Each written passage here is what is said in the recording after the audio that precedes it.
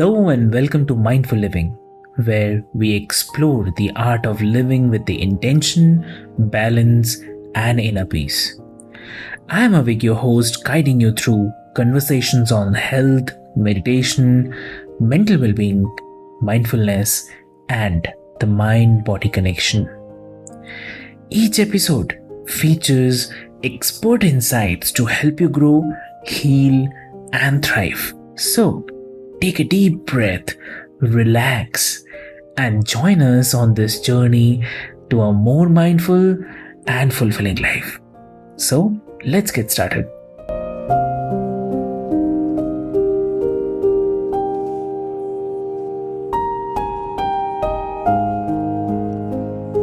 Hello and welcome back, listeners, to the Mindful Living podcast.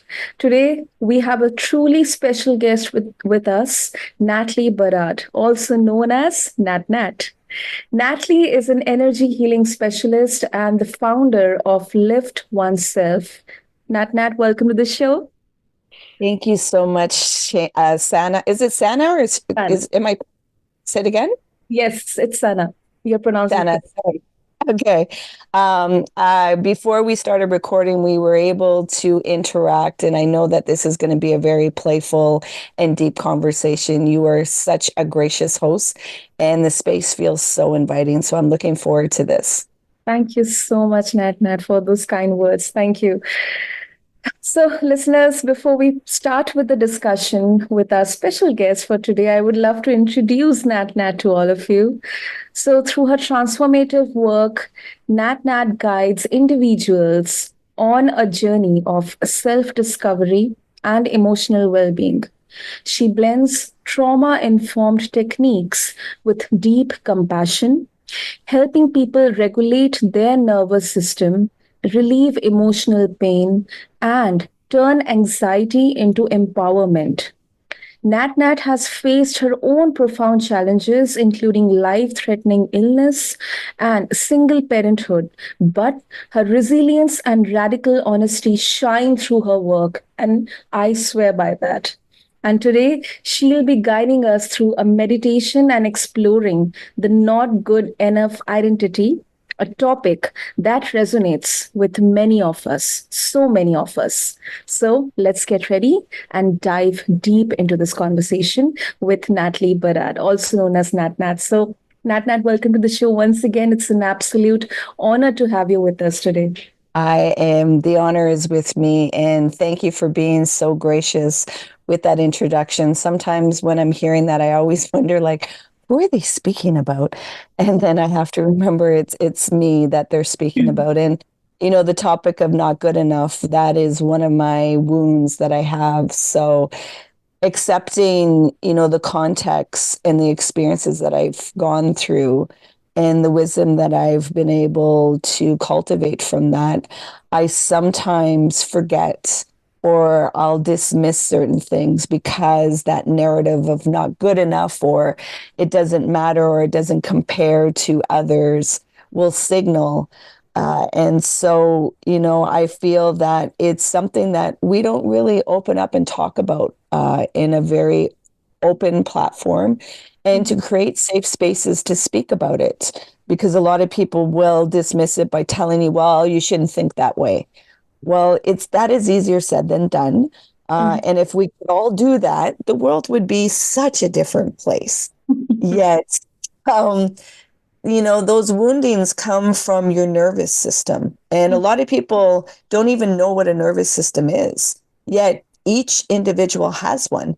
So that always perplexes me, that why isn't this in our education system to really dive deep into our biology, to better understand what this nervous system does and the intelligence of it. And, it's all about frequency and energy and sensory. It's always recording things. It's recording what you're seeing in your awareness, yet it's also recording things in the background that you may not be aware of because it would be too overwhelming for your sensory. Yet it's, noticing somebody hitting a ball down the street, or it's hearing the wind, or it's hearing something else, or it's also feeling a temperature change that you may not tap into, yet this nervous system is. So because it's so intelligent, when we were young, certain experiences shaped our nervous system and creating an identity that we are not adequate, we're not enough. And we're always trying to find that safety to feel enough. Yet when you have a hole with an H, there's no way of filling it. You have to be able to accept the whole of you with a W to be able to regulate that nervous system. And that means accepting that you're going to make mistakes, accepting that you are still learning, accepting that you're human. In a world that wants to be very spiritual, they bypass a lot of the human experience. And then people don't understand, well, why are these things hijacking my behavior? Well, the nervous system is always trying to protect you. So it's really important to really understand what your wounds are. How is your nervous system shaped? And not in a way to belittle yourself. It's always a method of protection. Your nervous system is always trying to protect you, albeit it doesn't feel like a very good way of protecting, yet it did when you were young, yet now it's taking control of that. And the only way to take control of that is being able to face yourself. And that requires to have honesty also.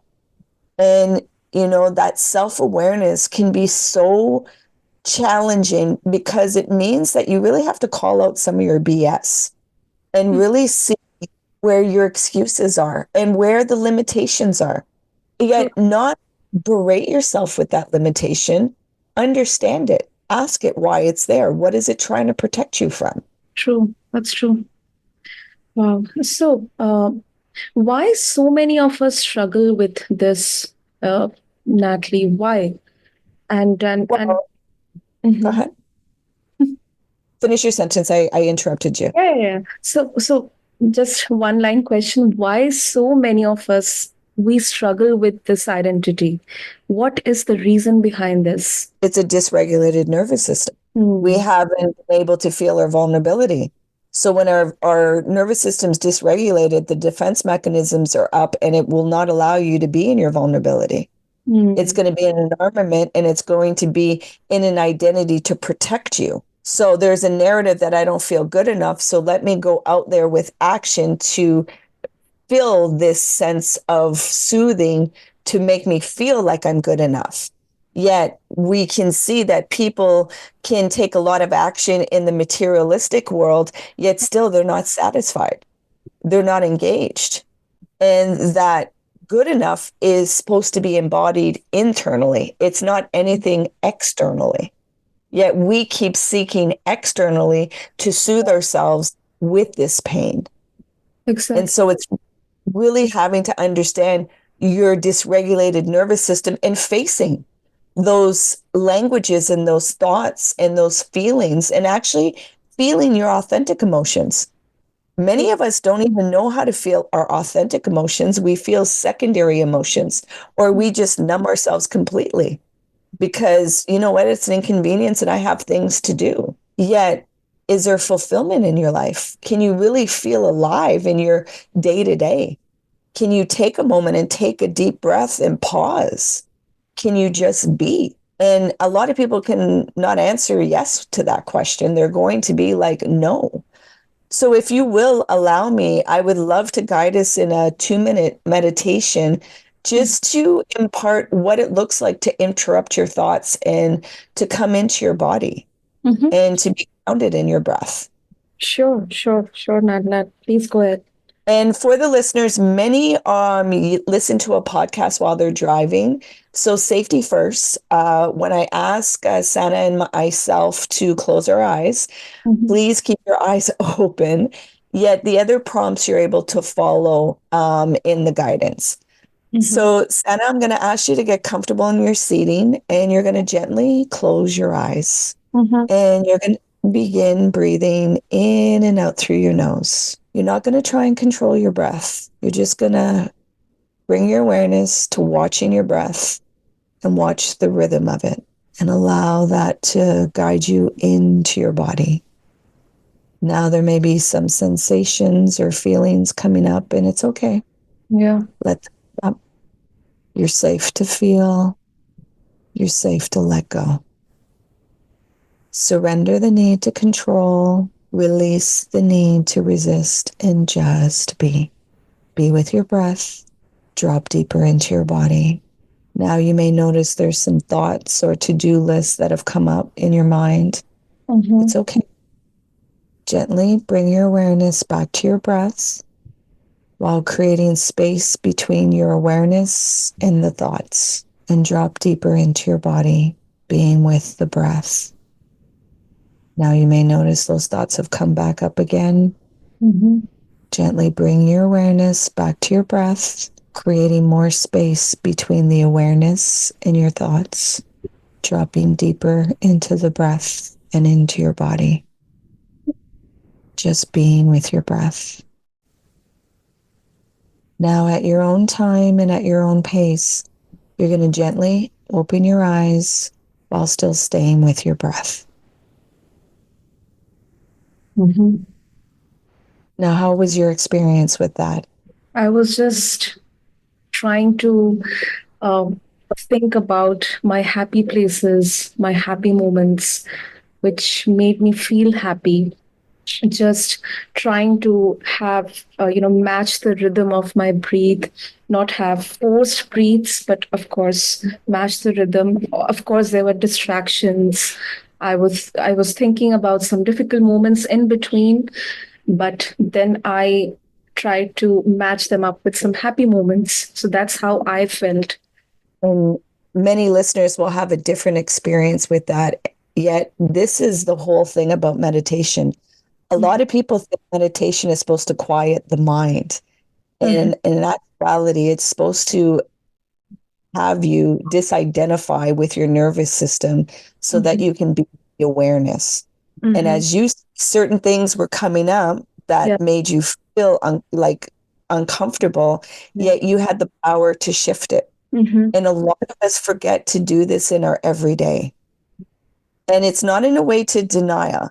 Because if you are dealing with grief or you're dealing with pain or you're dealing with certain, situations, I don't believe in this toxic positivity of thinking it away. Your experiences are valid. And there's a part where you do need to process the deep anguish, grief, and sadness and feel the anger. It's also recognizing, giving yourself permission to allow joy to come back in. And you can have both. It's not choosing one or the other. It's allowing there to be a space of all of it can be there. Correct. Yet we are so black and white in our thinking that we think it can only be one or the other. True. Not one or two, and in both. And so once you can actually allow a space for both to be there, that's where the balance begins. And that you're not in conflict of trying to change your states. It's recognizing, oh, I'm feeling this, yet I can also feel this. True. Does that make sense? Absolutely. Absolutely makes a lot of sense, NatNat. And thank you. Thank you for that beautiful session. You're welcome. So, you have, of course, it's evident, understanding our biology, the nervous system, it's very, very crucial. So, how does this tie into the feelings of not being good enough, and how can we shift this through self-awareness? Well, it's again being honest with yourself and understanding, what is inside me? What is the narration that goes on? What are the actual feelings? Where did this narration stem from? A lot of times it might be the language of our parents, our caretakers, could be a teacher, could be education, could be a friend. And that experience just shaped the nervous system to block you from feeling what you were feeling, and then looking for how can we create the experiences not to feel what we felt. And that could be embarrassment, rejection, abandonment. And so that's that shadow work that people speak about, or the inner child work. It's really going back into seeing what is the program and the narration that has been cultivated in my nervous system. And once you befriend it and see it, that's where you can disarm the nervous system, and it can allow you to go in your vulnerability and start feeling your raw emotions, your authentic emotions, and then you can start accessing the power of choice. How True. am I going to treat myself? Not looking for the validation and permission from others. How am I validating myself and treating myself? And is this an overnight thing? No, it's going to be a process. And it depends on how committed you are to facing yourself. And that means facing the fear. Unfortunately, there's a bad Mm. definition about fear, and fear is part of our humanness. There's healthy fear. Our nervous system is here to protect our biology. Exactly. Therefore, it's being able to face the fear and walk through it and use it. Anxiety has a superpower, yet it's overly activated with our psychological beliefs and challenges. And so once we can drop into our body and ask, what are you trying to inform me about? Yes, anxiety is an inconvenience and Mhm. it's really uncomfortable. Yet it's having to ask yourself, why are you activated? What is the situation that you're trying to protect me from? Mm. And that's where you start to cultivate and understand your triggers, understand why your biology reacts a certain way. And then you can also prepare yourself. Like, say you have to go back for the holidays and be around family, and you understand you just go berserk around family. Well, you can now prepare yourself with the tools that wait, I can only spend about 5 minutes in the room with them. And then after, I have to go somewhere and just take a walk. And then I can come back for another 5 minutes. Not have yourself suffer to the point that you will lose the access of your behavior and then start to just dump or be passive aggressive or actually internally harm yourself with the language and what you're feeling. You Mm. know, it's really finding what works for you in the interactions, not what has been placed in your mind of what looks good. It's True. like, who am I? Really asking the question of who am I? Not the identities that other people have placed on me. And then working with that. And a lot of us have a sensitivity that we don't even know how to relate to because it causes a lot of mental suffering and pain and emotional pain. Mm. And so we cut ourselves off of it. Yet that sensitivity is a superpower. And it's learning how can I allow my heart to be open without feeling everything personally? Because when we feel things personally, it's just that we don't know who we are. We've allowed somebody else to tell us who we are. Mm. And another question comes to my mind, Nat. So, especially in this era where everyone, we all are at risk of constant judgment, and as you mentioned, rightly mentioned, we have that need to seek external validation that we are doing it right, we are good enough. Especially social media and all. People do not want to accept their mistakes. They just don't want to admit or say, I it was my fault, and I have committed this mistake and I want to right it.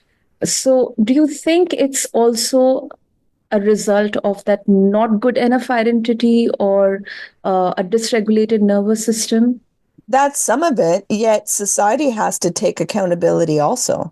Exactly. Where do you get validation when you make a mistake? Where do you feel that you're accepted when you make a mistake? Where Right. are you encouraged when you make a mistake? So, us as a society, we're seeing more and more of the younger children, they don't know how to lose in sports. They have these temper tantrums and freakouts. Yet then when you look at the coaches, they're Mhm. berating them in a way that they can only win. There is no losing. So, how are we actually cultivating spaces to allow mistakes? Exactly. Exactly. Where are we having this in our education system for people to actually feel what it feels like to be in mistakes? We have adoration and attention and validation for everybody that gets it naturally right and knows all the answers and can Exactly. excel. Exactly. And it may come naturally when they're young, yet later on when they're an adult and they have to feel life's impermanence, then all of a sudden they're short fused and angry and people are wondering, well, you're this type of number of age, you're acting like you haven't even ever experienced this. And it's a possibility that, yeah, they never experience rejection, disappointment, failure, mistakes. They probably never, ever experience that. So they don't even know how to relate to themselves. So what happens? The nervous system kicks in and creates these defense mechanisms because you don't have the ability to feel this inside. So we project, we shut off, True. or we can go really into some suicidal ideations because the pain is too much internally. Exactly. Exactly. And we as a society want to fault that, oh, well, you should just know it by now. Where I would ask, well, when did you ever have the experience to actually practice this? And many will say, I didn't. So us as a society have to look at, we're always giving attention to those who are winning. Where are we really cultivating the part of really what learning is about making mistakes? True. Of really, any engineer or scientist knows that we're going to make a lot of mistakes to get to something that will actually have the facts and be able to be innovative. Definitely. But that takes a certain personality also, and a space of cultivation that you're still going to be loved and you're still going to be accepted and you're still going to have the adoration from me, even when you make those mistakes. Yet that takes for us internally to be able to accept our own mistakes. And many parents don't even know how to do their inner work to be able to hold a space for their own children. They're just projecting their fears onto their children and telling them they have to be a certain way so you can make me feel better. True. That's true. And a lot of adults then come out of this identity. They call it sometimes a midlife crisis. It's like, I've been trying to nurture and soothe the anxiety and fear of my parents, and I don't even know who I am. I was never able to really be curious about that. I was just so concerned of making my parents proud of me. I didn't even know how to be proud of myself. Exactly. That's the hard reality. And I think this is one of the most powerful takeaway which our listeners can take from this discussion as a society, as the entire humanity. Yeah. And I know it's, people will be, oh, we don't have time, we don't have this. And it's like, Yeah. well, when are we going to cultivate time? Because the way the world is going right now and the way humans are treating each other, I think we need to make some time for this. And we need to hold space to be able to create more emotional intelligence and being able to interact with this fear and anxiety, better understand it, not just put this toxic positivity of think it away, because obviously that's not working. So where are the safe spaces to be able to be honest, to really inquire about your biology and do those shifts? True. Because when we're decent with ourselves, we want to be decent with other people. True. That's really very true. We're Wow. human. We're going to make mistakes. We're going to harm people. To Yeah. think this is a utopia of we're never going to offend somebody or insult somebody. Yes, your intentions may not have been that, yet your intent is different. And if you don't understand your own biology, you don't understand the intentions of your actions. And possibly you might be soothing the wound. Not intentionally, it's just all subconsciously. True. That's really very true.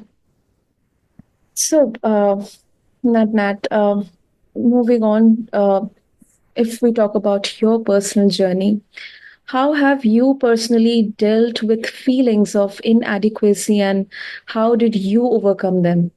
I don't know that I overcame them. I don't know if there's ever such a thing of overcoming something. It's integrating and having an acceptance. And when it comes back to visit, you don't shut down or in fear. You recognize, oh, this is an old visitor trying to come in, and you're welcome to come in, yet you're not going to hijack and tell me what to do in this room anymore.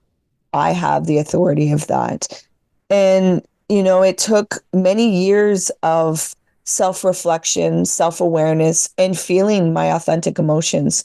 Allowing, meditation allowed me to go inwardly to somatically release the charges that were in my body from a young child and really feel those emotions that I suppressed to be able to navigate in the experiences at that time and allow my body to now be able to release that and say, it's okay, it's safe, and it's uncomfortable, yet releasing those charges allow there to be clarity of creating safety in the body. Many people do not have safety in their body. That is the reason why they have to consume alcohol or take medication or, sex or social media or anything to find that kind of soothing. Exactly. Not being able to really feel that inner terrain of discomfort. And really understanding what the chemical releases are being dropped in the body, and what those sensations are, and giving language to what your experience is. And no, it doesn't have to make sense to anybody else. It's your experience and it's valid. So allowing yourself to validate yourself. Yeah, you may be sensitive to certain things, yet accept it, not berate it and tell yourself you should be something different. It's really, a lot of times people think healing is being a new person, and it's not. It's about lifting and removing the layers of pain that block you from the greatness that you already are, to be connected with self. When we feel pain, we disconnect from self. Yet the warrior work is, when you feel the pain, is not to disconnect from self.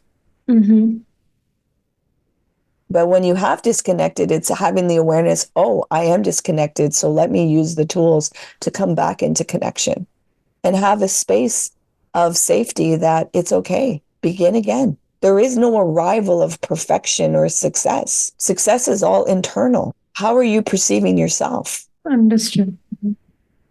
And before we wrap up, your message is one of resilience and compassion, NatNat.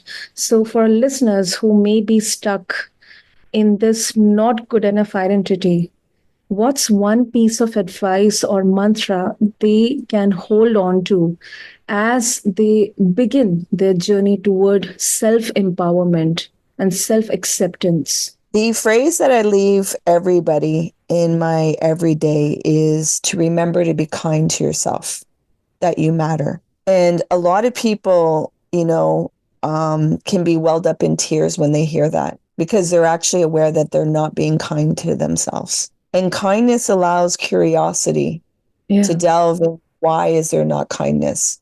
And a lot of times, like I said, it's the defense mechanisms protecting you from your authentic emotions.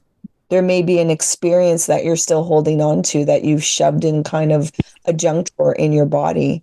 You've suppressed it, and you don't think that you have the capacity or ability to feel that. So what's easier? Let me be harsh and prickly and cold so that I can just go on in my day to day. Yet we're feeling bodies that think. So we run off of vibration. And when you're kind to yourself, we can feel that. We benefit from that. So I would ask people, when they tell me, oh, I'm working on being kind.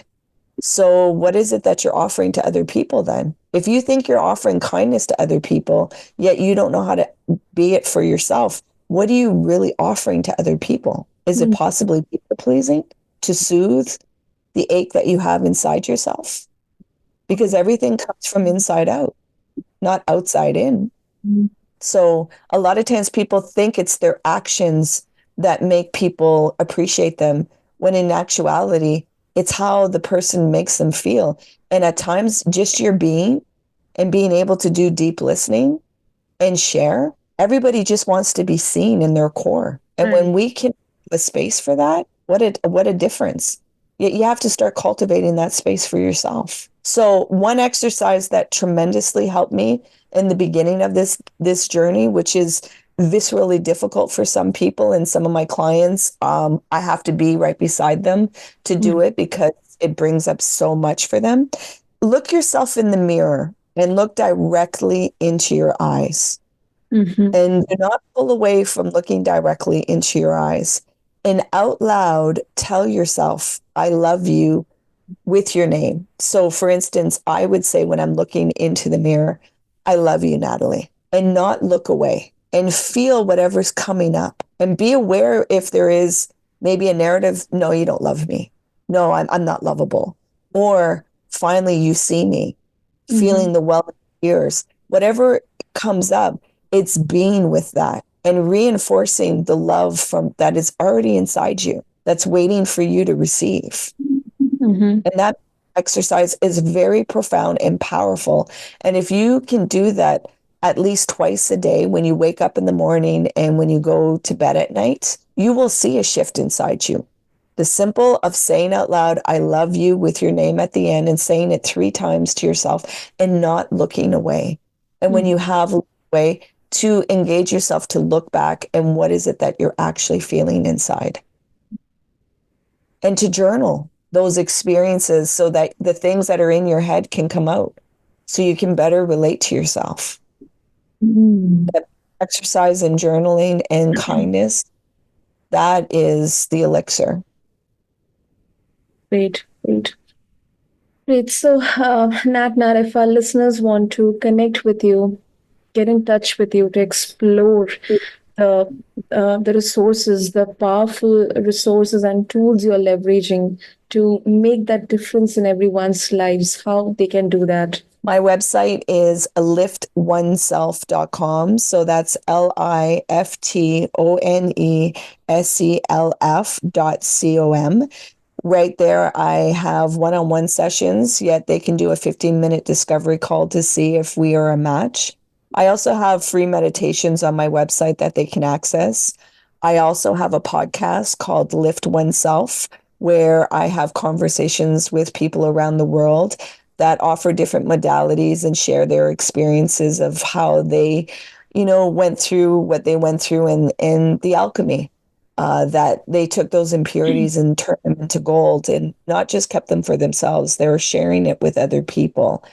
I also have monologue on that podcast where I share tools to engage with our inner world and experiences. And also you can find me on social media under Lift Oneself, where I also, again, leave, introspection questions and really ask questions. Sana, at the beginning of this conversation, we were talking about what you were going to do for the weekend. And Yeah. these are questions that I put onto social media so people can self-reflect with themselves and not just go on autopilot of what they're always doing. Really see, like, wait a minute, like I matter and I need some time. And what are my needs? What are the playful things that I can allow myself to do? Unfortunately, a lot of times we have an all or nothing mind, not recognizing 5 minutes of doing something can be the world of difference.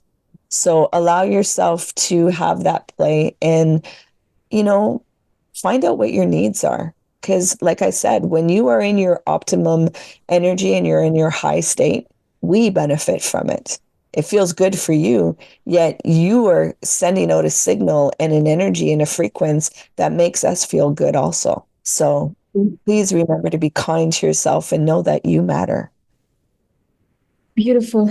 What a conclusion to this enlightening, beautiful discussion, Nat. And thank you so much for sharing your insights, for that beautiful meditation practice, session we had, and guiding us through that powerful meditation and the golden nuggets, which I'm very sure our listeners would have loved. And the not good enough identity is something so many people wrestle with, but your wisdom reminds all of us that healing and transformation, they are possible. So thank you so much for coming to the show. Thank you so much. And thank you so much, Sana, for being such a great host with asking the questions that people will actually be able to use practical tools and be able to relate to themselves. What you're doing in the podcast world is making a difference because it's 1 in a million.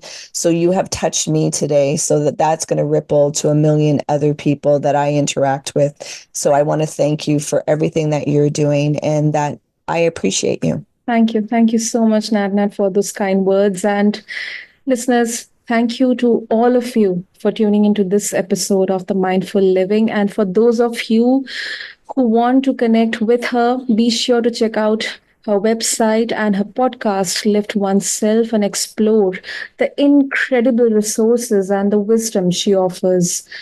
And thank you again for joining us on this journey. And remember, you are enough just as you are. And until next time, keep living mindfully. This is your host, Sana, signing off.